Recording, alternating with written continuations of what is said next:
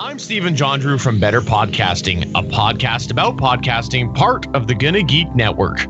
Just like the show you're checking out now. Shows on the network are individually owned, and opinions expressed may not reflect others. Find fantastic geeky shows at GonnaGeekNetwork.com. You are listening to the Starling Tribune, a podcast dedicated to the Arrow TV show.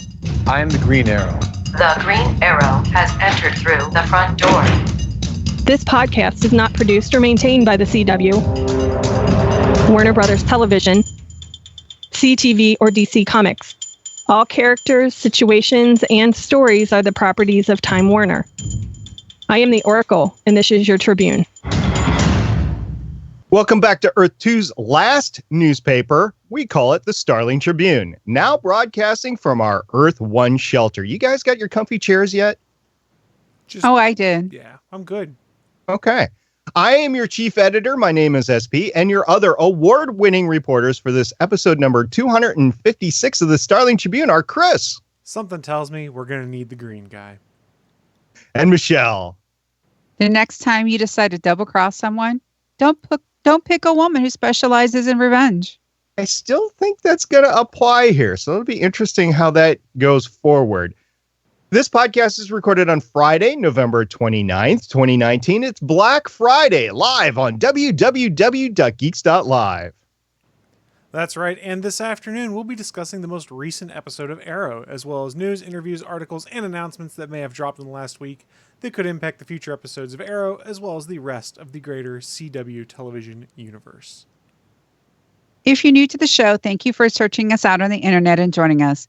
After the show, you can check out our content at GonnaGeek.com, where you can also find other geeky videos, podcasts, and articles. Thanks, guys, for helping with the intro here. Michelle, why don't you go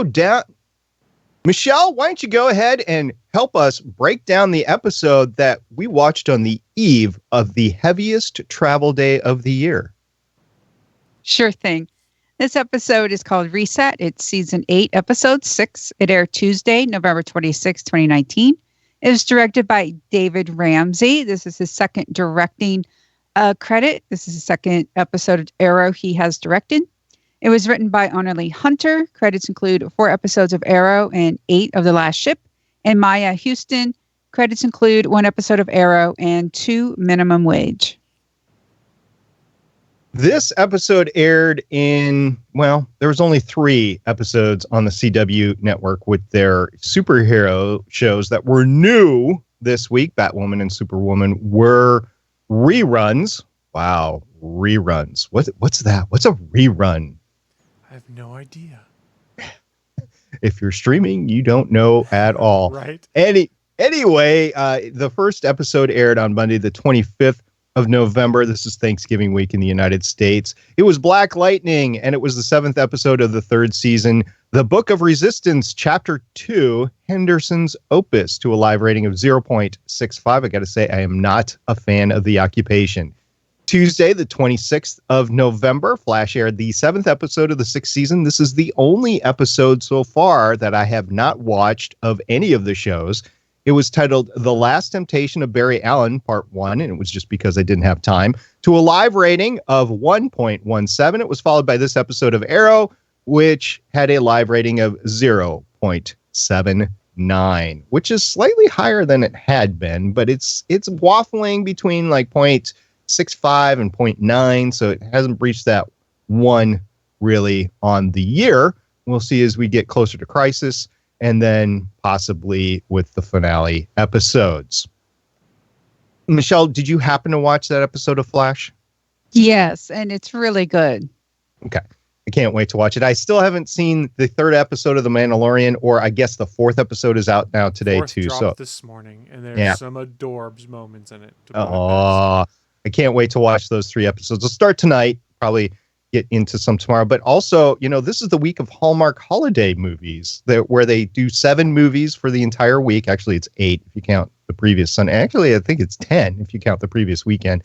So yeah, there's a lot of Hallmark holiday movies that are premiering this week. So you got to catch them all. Well, don't forget, there's a new Christmas movie on Disney Plus as well. That just what's that? The service. I think it's called Noel, which is about Santa Claus's children. So there's a holiday Christmas movie on there, starring Anna Kendrick. Cool. I just wanted to point out that consultant Black Adam at @starsaber_222 on Twitter, he tweeted me today with a Hallmark Christmas movie plot generator, and you pick one from each of the columns, and we'll just go through the first 3 columns just so you get an idea. So the first column is the movie starts in a big city, career-orientated person, recently single, world-weary, or with the wrong guy. You can pick one of those 5, I guess. And the next column is who the person is: lawyer, a writer, a baker, an interior designer, or early 2000s actor you forgot about. And let me tell you that since you're a fan of the CW shows, since you're listening to this podcast, there are a lot, including Nissa Al Ghul herself, that has been on these things. And then the third column is just one choice. You don't get a choice. Is returns to her small town at Christmas time. Let me emphasize that. Returns to her small town at Christmas time. So all these movies are orientated towards the woman, which hadn't always been the case. There was a couple early in Hallmark's history that it was guy orientated, but now it's all woman orientated. So there you go. There's the first 3 columns. You can go to Star Saber's Twitter feed and you can find all the rest out there. Anyway, now that I've got that out of my system, because it's holiday time and you got to get that out of my system, we're going to talk about this particular episode of Arrow and the overall theme. We relate the theme to the title of the theme. I have all sorts of problems with this. So, Michelle, what do you got for Reset?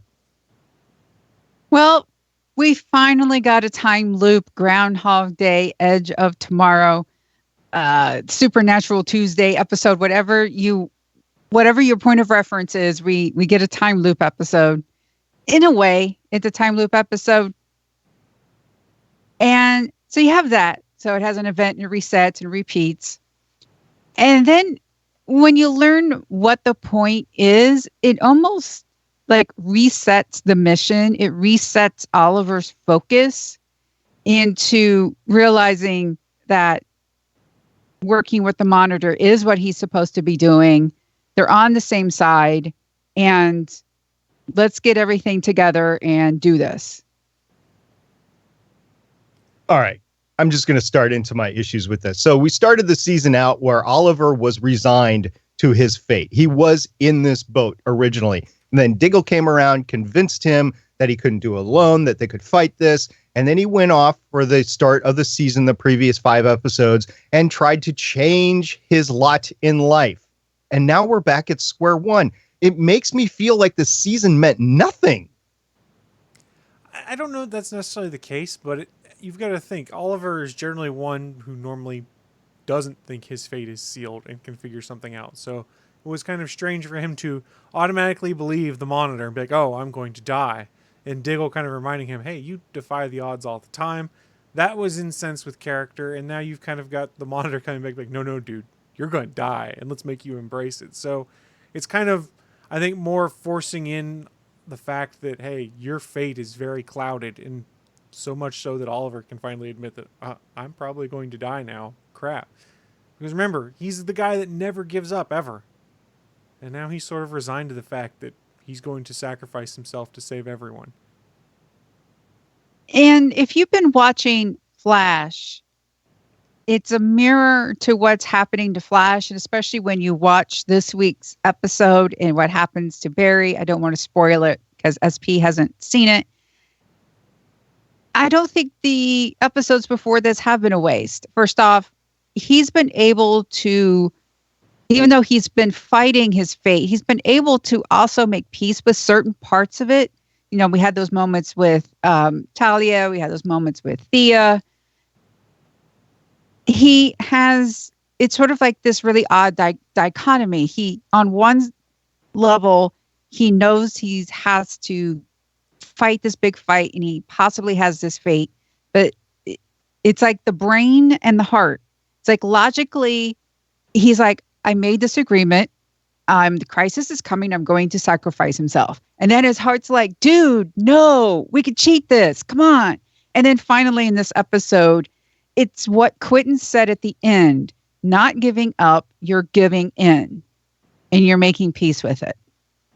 The Monitor has done nothing to make Oliver trust him or to enable Oliver to trust him. This has all been a mind frack this episode. These are all pretend people in there. They're not real as far as I'm concerned. I think it was just a intermined time loop that was intertwined with Lila and with Laurel.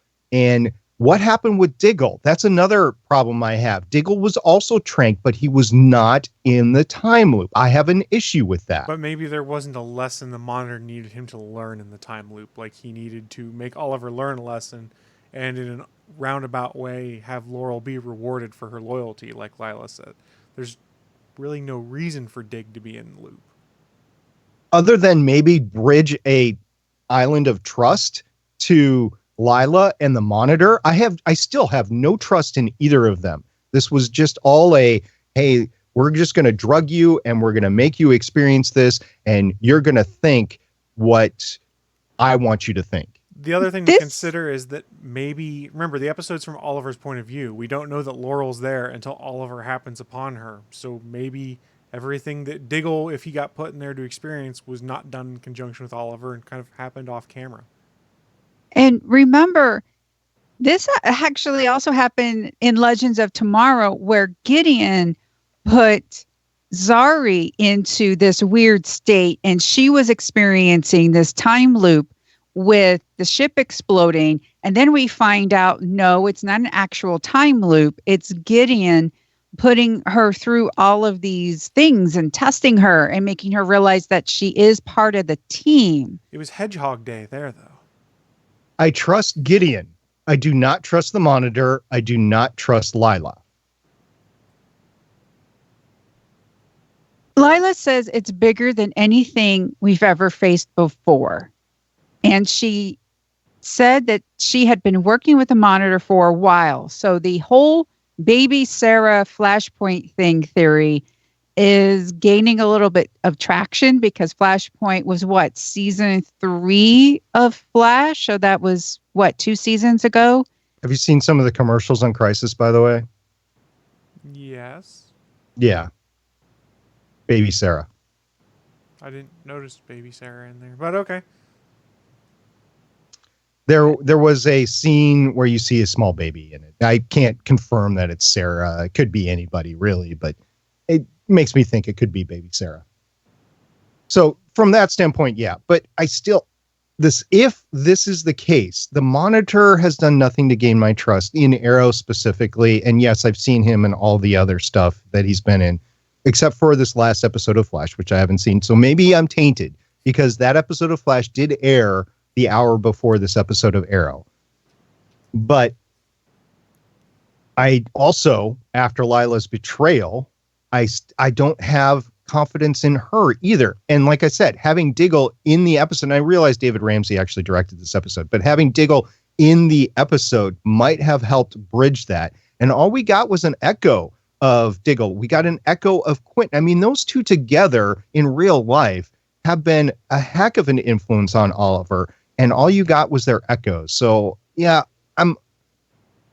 I'm not okay with this episode. They could have done a better job building up to it, and they didn't. It was all this stuff that he's bad, the Monitor's bad, and then Lila's betraying, and then boom, you're in a mind frack, and then all of a sudden you just learn to give in and trust it. It's not well thought out. I can't buy into it. I was never of the belief that the Monitor was necessarily bad, but more he is of the mindset of the ends justify the means.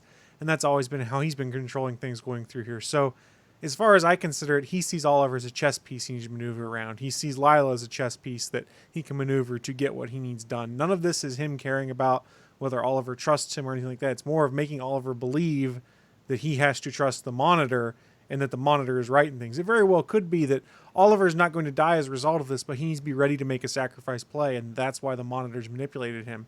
It's all about manipulation this season. I don't think it's anything about trust for anyone outside of Team Arrow. I wouldn't necessarily trust anyone aside from my kids and Diggle and Laurel if I were Oliver at this point in time, because everyone else is an unknown quantity.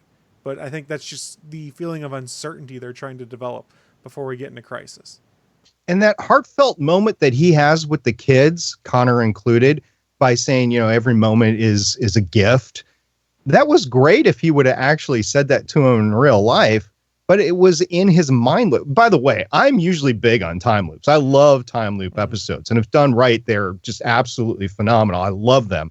This one, I just had a problem in the whole setup because I just don't have that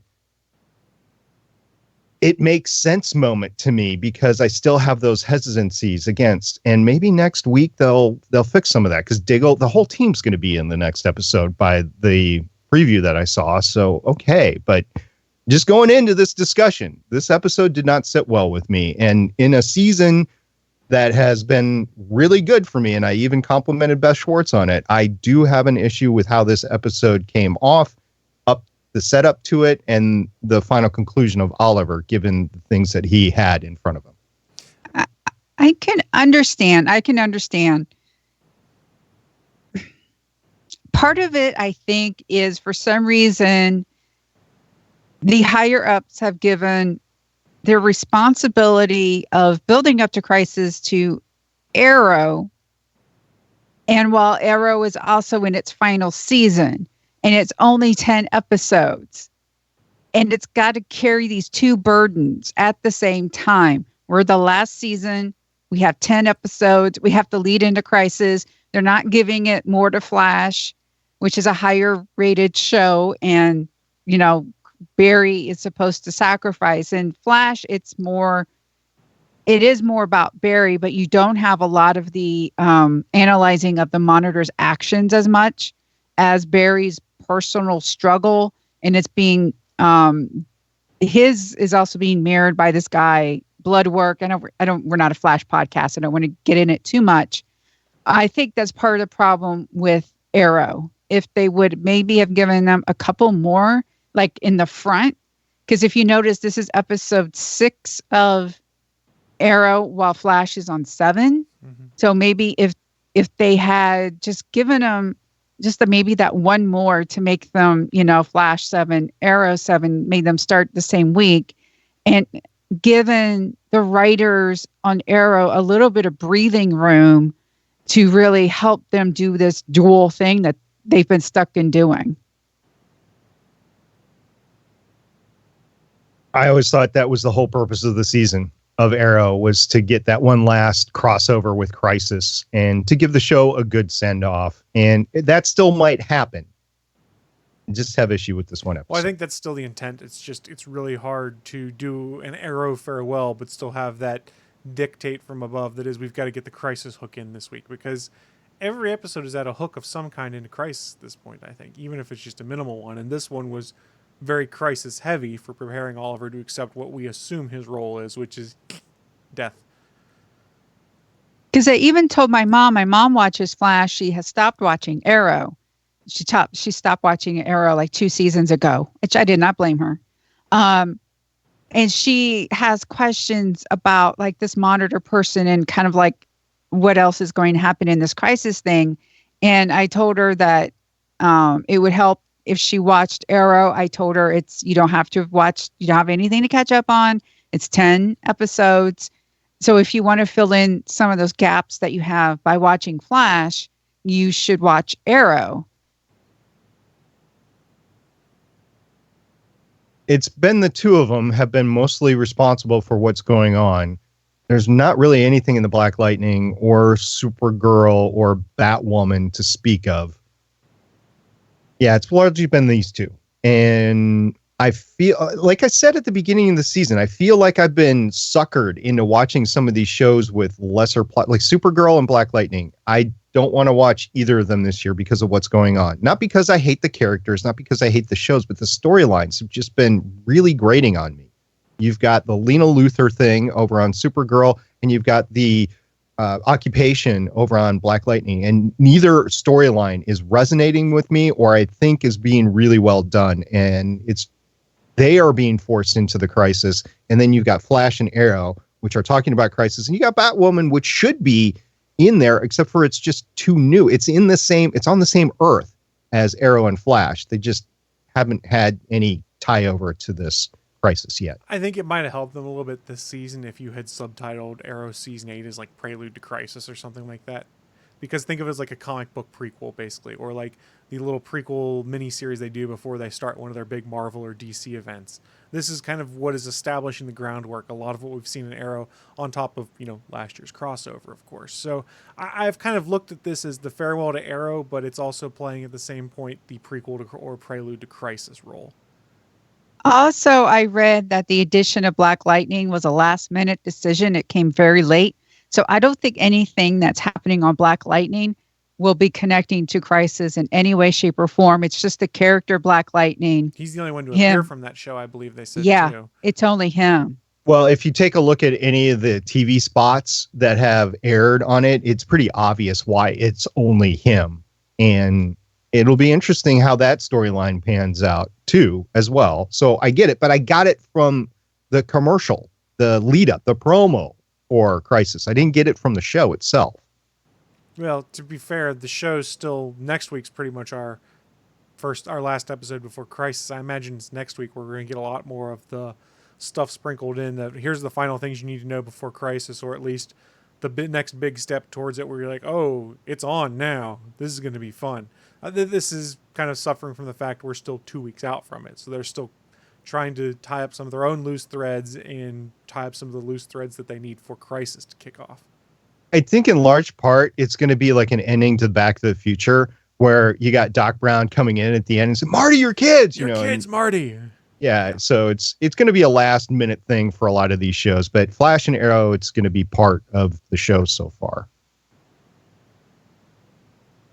Well, I have to admit there were some parts of this episode I really enjoyed. I'm glad to have seen Paul Blackthorne back. He's been gone for like a season, but he just jumped right in and was right there, like not skipping a beat. The moment he had with Laurel, again, Katie Cassidy acting game has stepped up this season. Very impressed with that. And that moment between her and Lance where she's just like, I just wanted a chance to tell him what he means to me and that I love him and I wanted to say goodbye. That, and then just, again, Lance and Oliver, yes, it's in his brain and such, but in a way, it was still Lance. It was still Quentin, the Quentin we know, and giving him just the right advice without telling him, finally making Oliver ask that question of what finally changed her mind about something. And, that whole call back to the hood and him, with the daughters and everything. It just, the conversation after the second to last time loop with Quentin at the end where Quentin sacrificed himself, basically, that was some of the greatest acting between the two. They've had some great moments as Quentin was ending his run on the show. Paul Blackthorne was ending his run on the show. And I really like the last time they didn't end it there. They brought him back for one final time loop where Oliver says goodbye to him, basically. And Paul Blackthorne, Quentin Lance, says, this won't be the last time you see me. And we already know that because we've been doing news items. So I'm like, oh, that's great foreshadowing. I love how they did that. I mean, this was all about Oliver coming to terms, like we talked about, that you don't always win.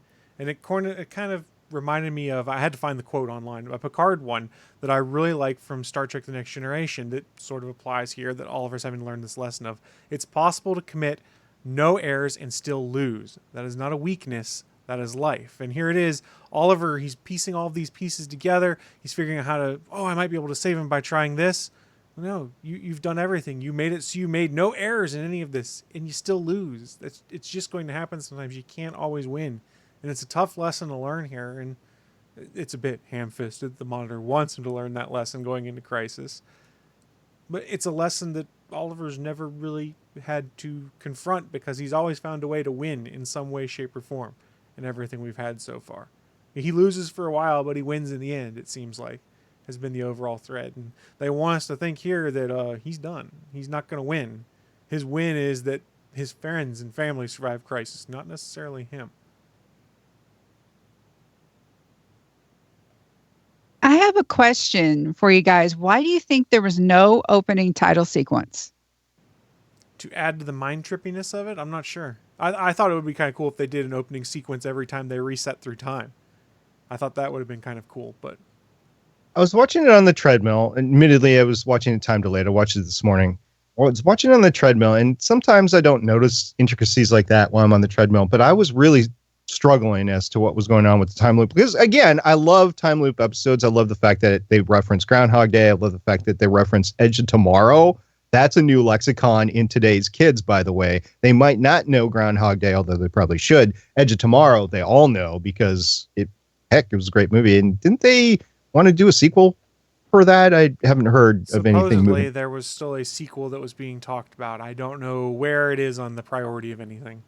I think Emily Blunt's more interested in working with her husband than Tom Cruise right now, but hey, I would like to see another one of those, whether it's a prequel or two or whatever, because it could be a prequel. It could be like what happened to Emily Blunt's character the first time around without Tom Cruise. That would be kind of fun, right?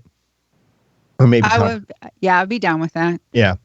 Anyway, so no opening title sequence with this. I was on the treadmill and I did notice that there was no title sequence because I was like, okay, where's the Green Arrow picture? There was no, it's because sometimes it's just that. You just get the title card and there wasn't even that. So I have to believe that was intentional. I don't think that they just forgot about it. Like, whoops, we didn't put it in the copy. The better question would be, was it omitted for time? I didn't go and look at the full time of this episode and see whether, could they fit in another 50 seconds for the opening and the voiceover? Yeah. So even if it's just the title card, they could have taken that 5 or 10 seconds, because usually when I fast forward through things because I recorded on my DVR, I can watch it on the app because I got a Roku down there, and I could watch it on the DVR. This I watched it on the DVR because I just wanted to fast forward through the commercials. And usually if it's running tight on time, it'll be like 46 minutes, 48 minutes of actual episode time. In this particular case, it was closer to 42 minutes of episode time. So I think they had time.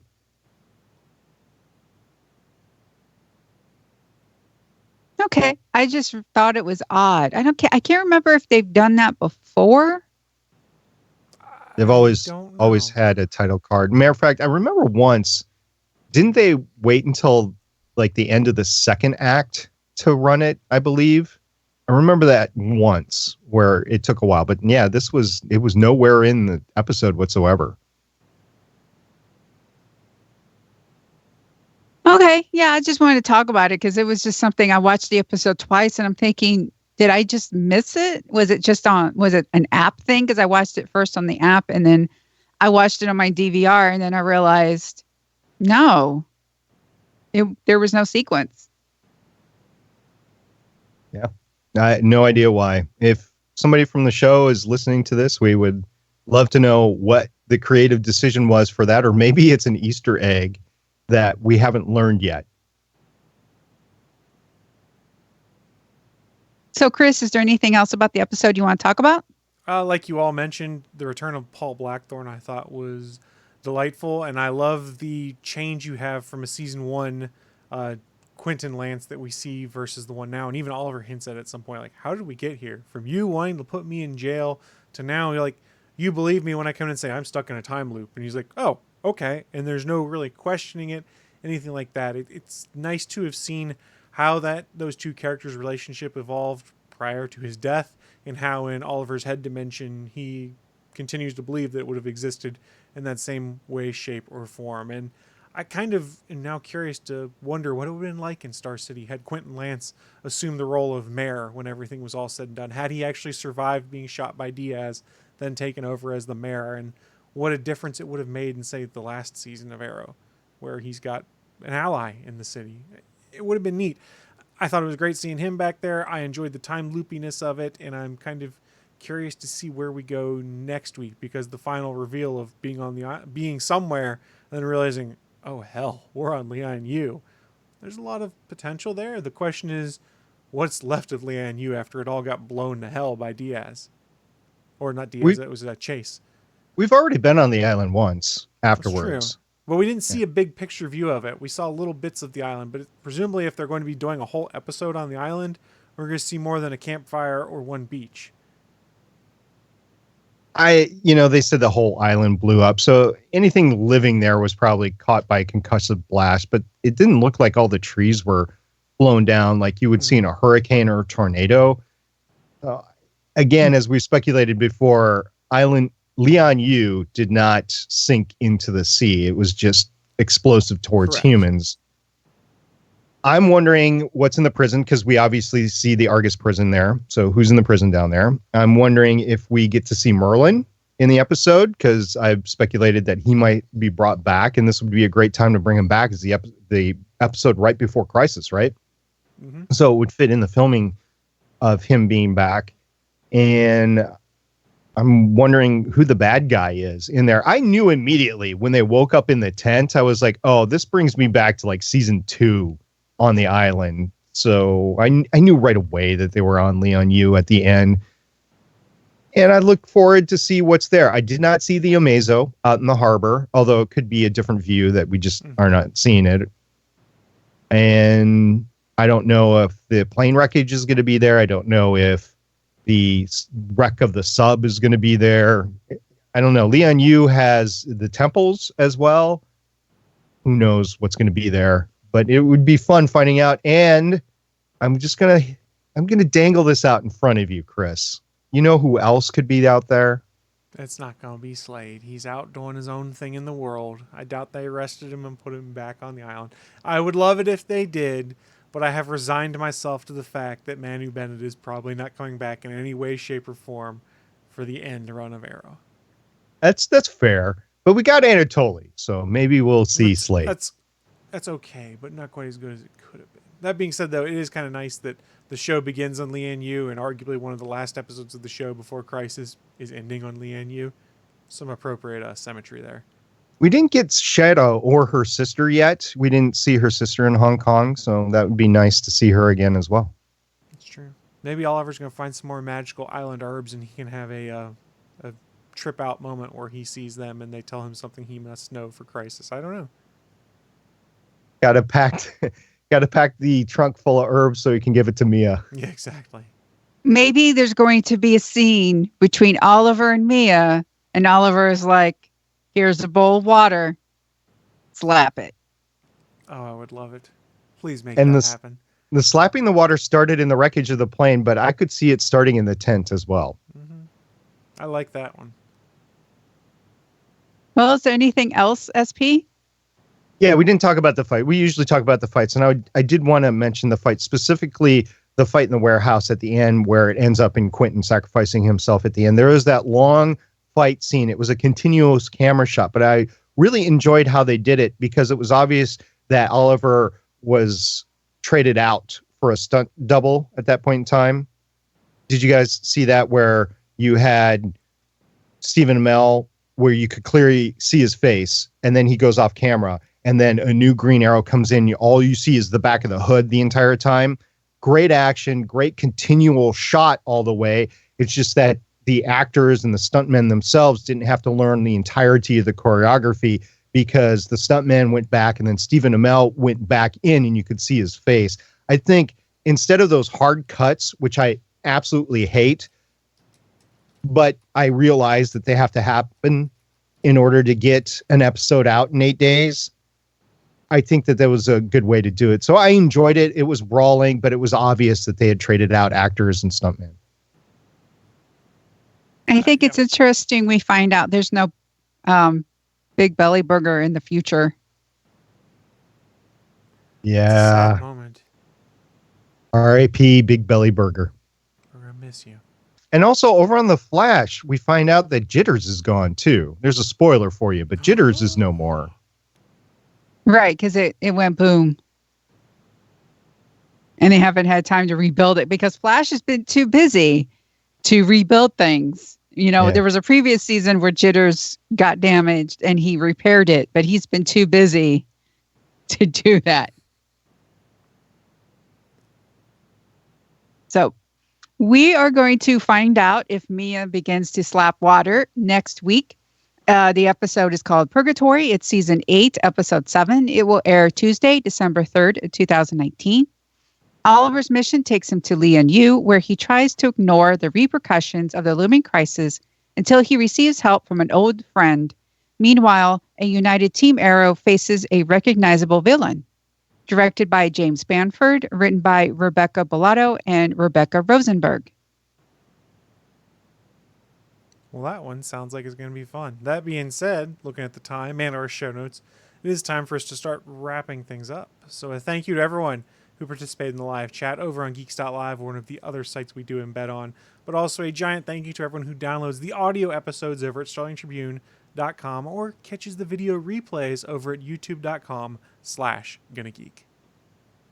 Remember, if you want to keep up to date with all the conversation real time about Crisis, get into our Discord server at GonnaGeek.com/Discord. We'll have all sorts of news and we'll talk about things, and you'll want to be there because we're going to cover all the episodes with Crisis, but we're going to do it one at a time. And if you want to talk about the whole thing, you're going to have to go into our Discord server earlier than listen to our episodes, which won't be finalized because there's 5 of them. It won't be finalized till January. So you're going to have to hang tight with that. And remember, you can catch us live as we record, as F. Smittick actually happened today at www.geeks.live. Join our live chat and talk with us as we record. You can do that usually 7:30 p.m. Eastern and 4:30 p.m. Pacific on Thursday. Since yesterday was American Thanksgiving, we slipped it to today. So thank you very much, F. Smittick, for joining us today. We would love to hear from you. We are the Starling Tribune on Facebook and Instagram, at Starling Tribune on Twitter, and you can call us at 612-888-CAVE. That's 612-888-2283. Well, this brings us to the end of another great episode. Any last words before we sign off? At Stargate Pioneer. Hashtag time loop episodes rock. At the Chris Farrell. Hashtag it's Hedgehog Day, Hoss.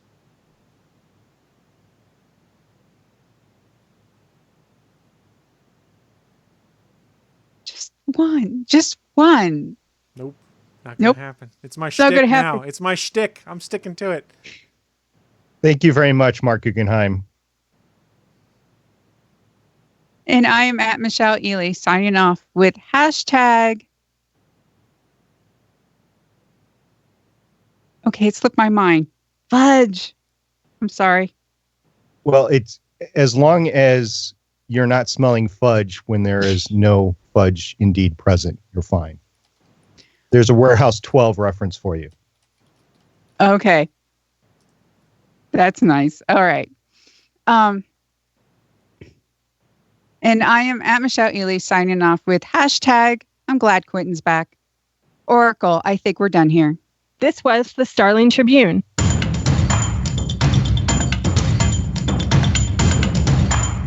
You can leave us feedback at GonnaGeek.com or check out our archive at StarlingTribune.com. Visit GonnaGeek.com for more podcasts. Music by Kevin MacLeod can be found at Incompetech.com. This podcast is not produced or maintained by the CW, Warner Brothers Television, CTV, or DC Comics. All characters, stories, and situations are the property of Time Warner. No infringement is intended. We will see you for the next episode of CW's Arrow.